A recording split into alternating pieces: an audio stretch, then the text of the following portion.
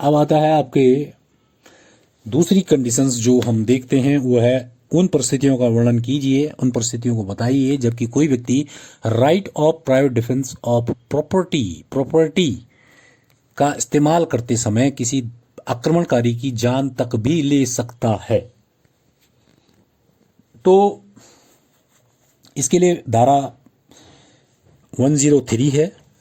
103 में 4 कंडीशंस आपको लिखनी है कि 4 कंडीशंस पर किसी व्यक्ति की मौत तक कारित की जा सकती है right of private defence of property का इस्तेमाल करते समय। पहली कंडीशन है, उसमें सेक्शन 103 लेज डाउन 4 सिचुएशंस। पहली है रॉबरी यानी कि लूट, दूसरी है हाउस ब्रेकिंग बाय नाइट, इतना ही लिखा है, house breaking by night, Hindi में कहते हैं इसको रात्रि गृह भेदन, माने घर को भेदना और रात में।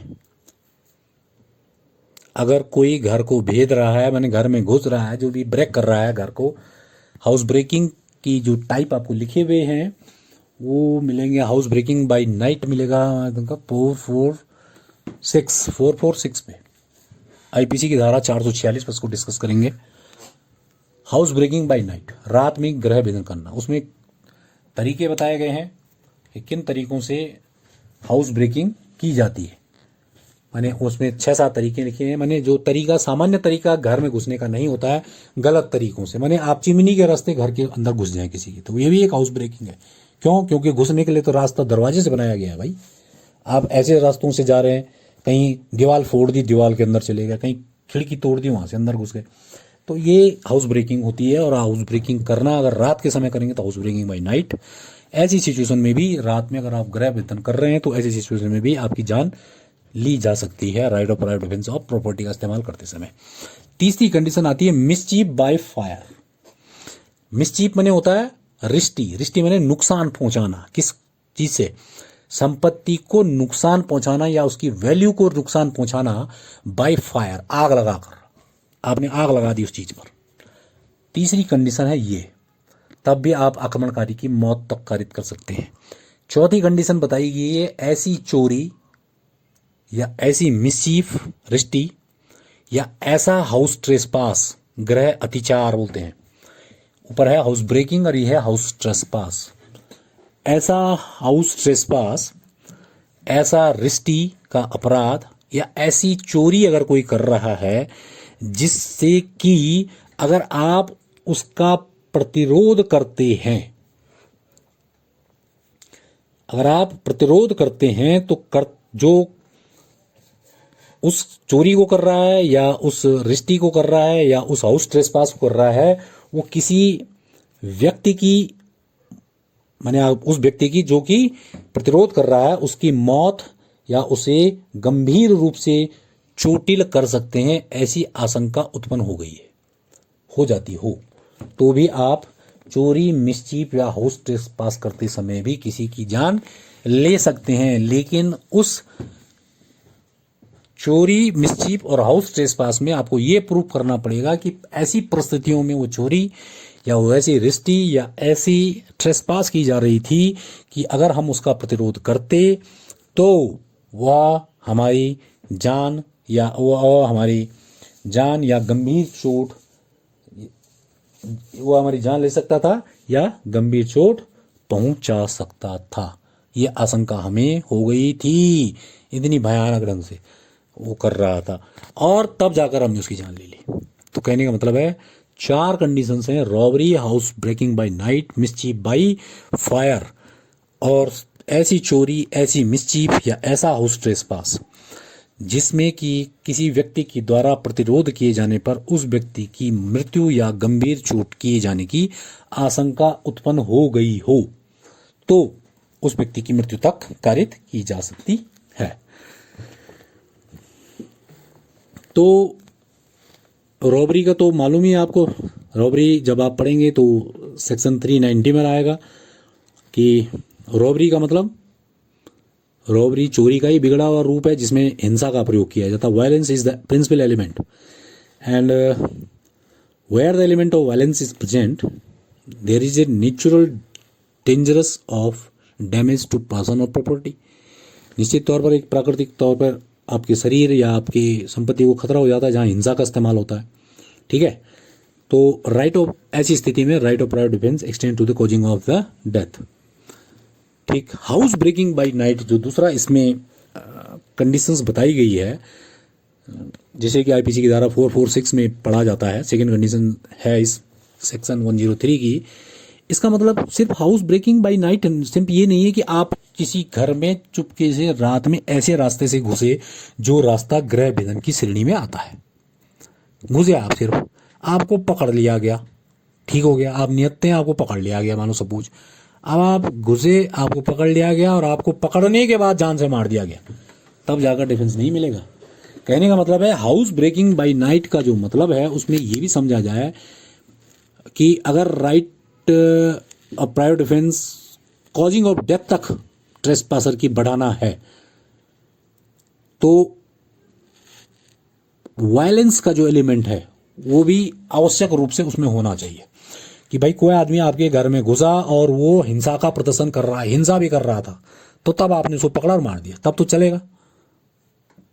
लेकिन अगर कोई नियत्ता जा रहा है और आपने पकड़ लिया एक बार उसको, इस पर एक केस भी हुआ था, क्वींस वर्सेस गुरचरण सिंह का एक केस है, बहुत पुराना केस है। उसमें एक्यूज को कन्विक्ट किया गया, उसने ये प्ली भी ले ली थी कि मैंने राइट ऑफ प्राइवेट डिफेंस का इस्तेमाल करते हुए अपने परिवार के साथ उस आदमी को पकड़ा था जो हमारे घर में गृह भेदन कर रहा था रात के वक्त, और पकड़ने के बाद हमने उसकी मृत्यु तक कारित कर दी थी। तो कोर्ट ने इसको कहा कि भैया आपको ये डिफेंस नहीं मिलेगा। क्यों? क्योंकि हाउस ब्रेकिंग बाय नाइट भले ही वो कर रहा था, लेकिन आपने उसका जो मर्डर किया है, आपने जो उसको मारा है, वो एक प्रकार का मर्डर है, क्योंकि वो हेल्पलेस कंडीशन में था, आपको ऊपर कोई वायलेंस का इस्तेमाल तो नहीं कर रहा था वो। खाली जब आपके ऊपर वायलेंस ही का इस्तेमाल नहीं हो रहा है, खाली हाउस ब्रेकिंग बाय नाइट हो रही है, अगर रात में चुपके से ऐसे रास्ते से घुस रहे हैं, खाली हैं हाथ, कुछ नहीं कर रहे हैं, आप कोई हिंसा का प्रदर्शन नहीं कर रहे, तो आपकी जान कैसे ली जा सकती है? जान तो तब लेने का अधिकार है ना आपको जबकि आपके ऊपर भी इस तरह का युक्त आशंका उत्पन्न हो रही है कि भैया ये वायलेंस का इस्तेमाल कर रहा है नहीं, और मैं नहीं करूंगा तो ये मेरी जान ले लेगा। तभी तो दे रखा आपने कानून ने, तभी तो आपको ये अधिकार दिया हुआ है। ठीक है। और तीसरी जो कंडीशन है मिसचीफ बाय फायर है, आग लगाना कर रिश्ती करना। कहाँ? आग लगाकर रिश्ती करना का मतलब है ऑन एनी बिल्डिंग, किसी बिल्डिंग पर या टेंट पर या वेसल्स पर। देखिए 3 तरह की चीजें होती हैं, या तो वो बिल्डिंग होगी, या वो टेंट टाइप का होगा, या वो वेसल होगा, जलयान जिसे कहते हैं। तो ये जो तीनों चीजें हैं, टेंट, बिल्डिंग, टेंट और वेसल्स, ये तीनों चीजें या तो आदमी के रहने के काम आती हैं या संपत्ति को रखने के काम आती है, कस्टडी ऑफ द प्रॉपर्टी के काम आती है, which is used as a human dwelling और for the custody of the property. या तो वो ह्यूमन निवास के लिए काम आती हो, या वो किस चीज के लिए काम आती हो, संपत्ति की सुरक्षा के लिए काम आती हो। ऐसी कोई बिल्डिंग, ऐसा कोई टेंट, ऐसा कोई जलयान जिस पर आप आग लगाकर रिश्ती कर रहे हैं कोई आदमी, तो आप उस व्यक्ति की भी जान ले सकते हैं। तो ये था आपका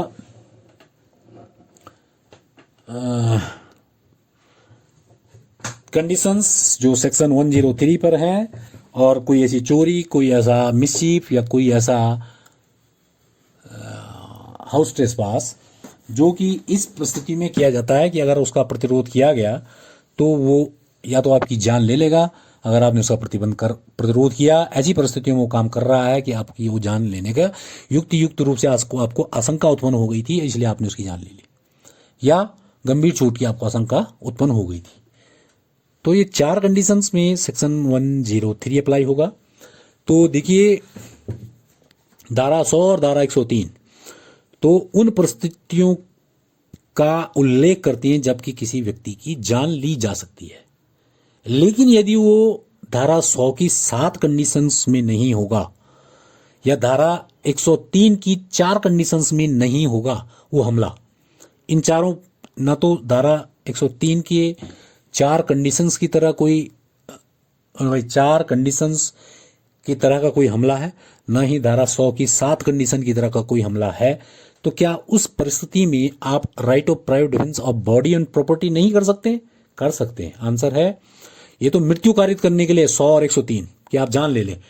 लेकिन अगर जान लेने से भिन्न कोई अपहानि यानी कि कोई डैमेज किसी व्यक्ति को किया जा सकता है। जब जान न ले, हम खाली उसको अधमरा कर दें या कुछ उसको चोटिल कर दें, तो क्या इस प्रकार की पावर भी है? बिल्कुल है। बॉडी के मामले में 101 और 104 प्रॉपर्टी के मामले में, ठीक है। संपत्ति की प्रतिरक्षा में जान के इतर भी आप घायल करेंगे तो 104 पर है, कर सकते हैं।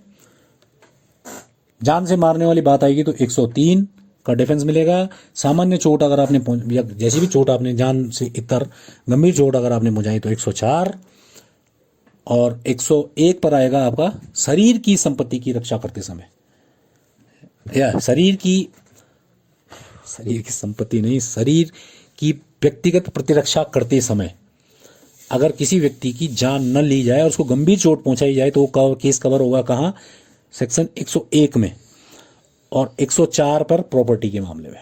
तो 101 104 भी खत्म हुआ इसके साथ ही कि भाई उसमें कुछ नहीं है। और 102 और 105 बताती हैं कि ये जो अधिकार आपका उत्पन्न होता है राइट ऑफ प्राइवेट डिफेंस का, ये कब शुरू होता है और कब तक चलता है, ये 102 और 105 बताती है। 102 तो कब बताता है? वो बताता है 102 के अनुसार शरीर की प्रतिरक्षा के अधिकार के मामले में 102 चलेगा। शरीर के विरुद्ध अगर अपराध किए जाने की आपको आशंका उत्पन्न हुई, जैसे ही उत्पन्न हुई वैसे ही वो आपका अधिकार उत्पन्न हो गया, शुरू हो गया, और ये आशंका जब तक बनी रहती है तब तक आपका अधिकार भी बना रहता है। शुरू भी हो गया और खत्म होने का भी हो गया। शुरू कब हुई? जब आपको आशंका उत्पन्न हो गई है कि आपके शरीर के विरुद्ध अपराध किया जाने वाला है, ठीक। और कब तक रहेगी वो अधिकार? जब तक आपको आशंका बनी रहेगी। ऐसे ही 105 में है प्रॉपर्टी के मामले में, 105 पे चलेगा। प्रॉपर्टी के मामले में 105 चलेगा कि जैसे ही संपत्ति पर अटैक होने वाला होगा उसकी आशंका उत्पन्न होगी, वैसे ही आपका right of private defence of property इस्तेमाल शुरू हो जाएगा। और कब तक बने रहेगा आपका right of private defence of property? जब तक कि वैसी आशंका बनी रहती है, जब तक वो खतरा, वो आशंका बनी रहती है, तब तक आपका अधिकार भी बना रहता है। इस टॉपिक, इस चैप्टर बोलेंगे हम, इस चैप्टर 2 का जो एक जनरल एक्सेप्शन है, उसकी जो लास्ट धारा है 106, उस पर हम पहुंच चुके हैं। 106 क्या कहती है? देखिए 106 ये कहती है कि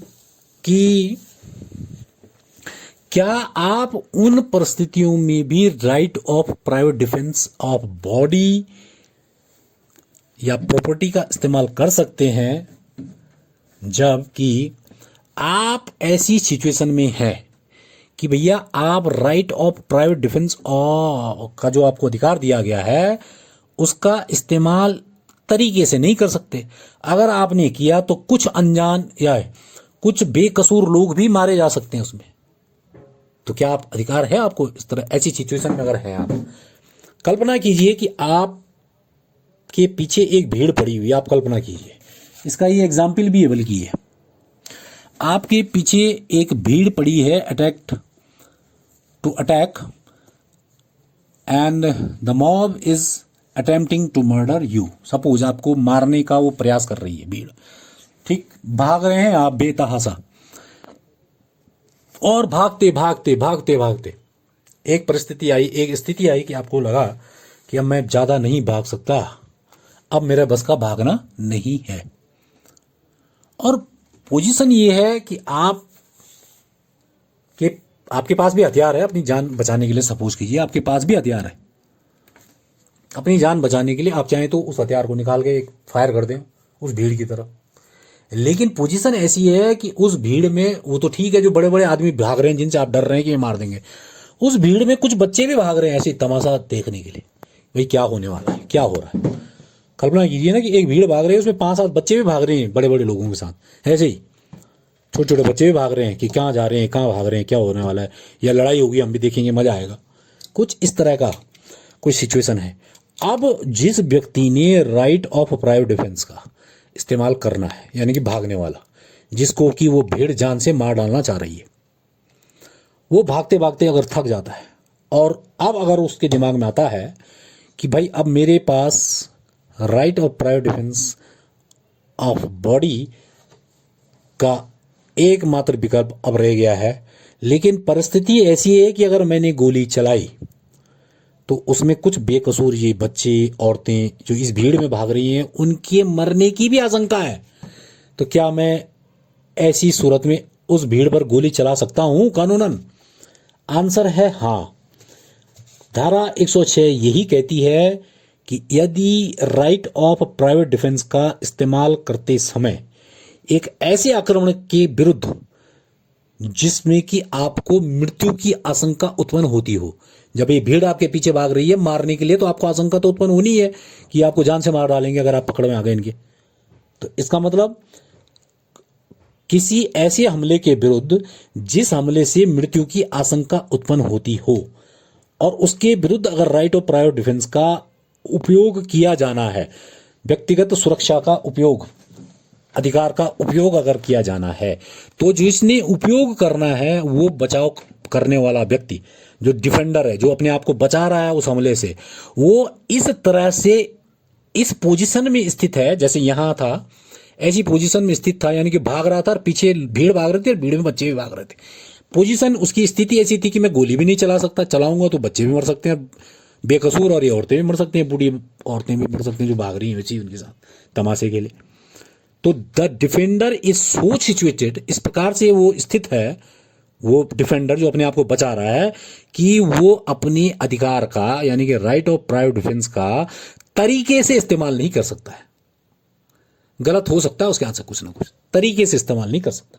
he can not exercise the right of private defence, तरीके से इस्तेमाल नहीं कर सकता कि वो बिना रिस्क लिए हुए किनको, उन बेकसूर लोगों को, अज्ञान लोगों को हार्म चोट पहुंचाए का बिना रिस्क लिए वो उपयोग नहीं कर सकता। तो यहां पर तो कर ही नहीं सकता, भीड़ में भाग रही है तो उसको रिस्क तो उठाना ही पड़ेगा, और अगर उसने रिस्क उठाया तो कुछ तो मरे असेलेंट, सपोज जो आक्रमणकारी थे ही वास्तविक, और कुछ बेकसूर बच्चे या औरतें भी मर गई। तो क्या ये देखा जाएगा कि भैया ये तो बेकसूर बच्चे थे छोटे छोटे, इनको मार दिया आपने, गलत कर दिया? नहीं। धारा 106 कहती है यदि आप ऐसी पोजीशन में हैं कि जहां आप राइट ऑफ प्राइवेट डिफेंस का इस्तेमाल बिना इनोसेंट व्यक्तियों को हानि पहुंचाए नहीं कर सकते हैं, तो आपको धारा 106 ये पावर देती है कि आपका जो राइट ऑफ प्राइवेट डिफेंस है वो एक्सटेंड करता है, वहां तक विस्तारित होता है कि आप उस रिस्क को उठाएं और अपनी जान बचाएं। रनिंग ऑफ दैट रिस्क तक वो अधिकार बढ़ता है, उसकी सीमा वहां तक बढ़ जाती है कि आप अपने को बचाने के लिए उस रिस्क का भी उपयोग कर सकते हैं। यानी कि अगर आप ऐसी सिचुएशन में भीड़ आपके पीछे भाग रही है, आप तक भागते भागते थक गए और अब आपके पास कोई विकल्प नहीं बचा है।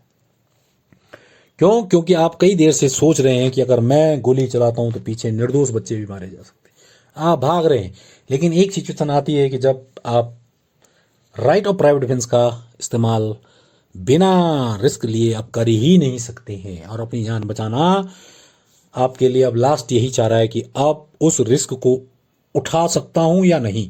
धारा 6 कहती है, धारा 106 कहती है कि आप रिस्क को बिल्कुल उठा सकते हैं। Your right is extended to the running of that risk. कौन सा रिस्क? To the risk to harm the innocent person, उन बेकसूर लोगों को भी क्षति पहुंचा सकते हैं। इस 106 पर जो एग्जाम्पल है उसको भी ध्यान रखिए, और इस सेक्शन को भी ध्यान रखना।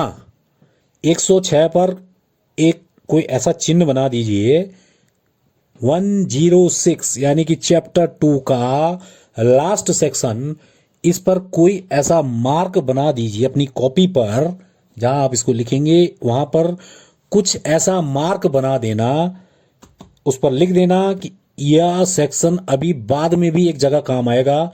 जब वो काम आएगा तो मैं आपको 106 पर फिर रिपीट कर याद दिलाऊंगा कि वहां क्या था और जब हम पढ़ रहे हैं उस नए सेक्शन को जब हम पढ़ेंगे जहां पर इसकी जरूरत पड़ेगी वहां पर 106 को आप मार्क करके रखिए कि ये महत्वपूर्ण सेक्शन है, ये आपको कब काम आएगा, कब कंपैरिजन के लिए काम आएगा। ठीक है, इसको मार्क करके रखिए। तो इस प्रकार आज आपका चैप्टर 2 को हम कंप्लीट सेक्शन के साथ कर चुके हैं। जनरल एक्सेप्शन बड़ा इंपॉर्टेंट चैप्टर होता है, इसलिए हमने इसके सारे सेक्शंस, क्योंकि सारे सेक्शंस इसमें लगभग इंपॉर्टेंट है, लगभग हमने सारे सेक्शंस को टच किया है और सारे सेक्शन पर डिस्कशन की है।